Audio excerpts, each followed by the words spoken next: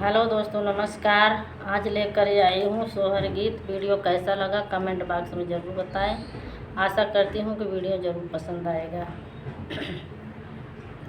हे रे रतन ललनमाज कार्तिका माती जनम हो, ललना सब सखी बोई है जयवा जयवा कैसे बोई बई हो, ललना सब सखी बोई है जयवा जयवा कैसे बोई बई हो।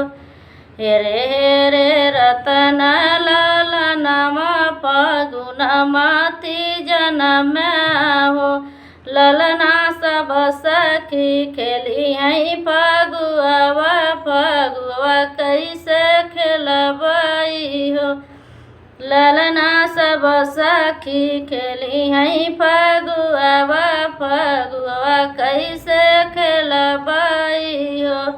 हे रे रतन ललनमा तजुना माती जनम हो, ललना सब सखी जइयै भैया बियाहवा कैसे देखबई हो, ललना सब सखी जइयै भैया बियाहवा कैसे देखबई हो।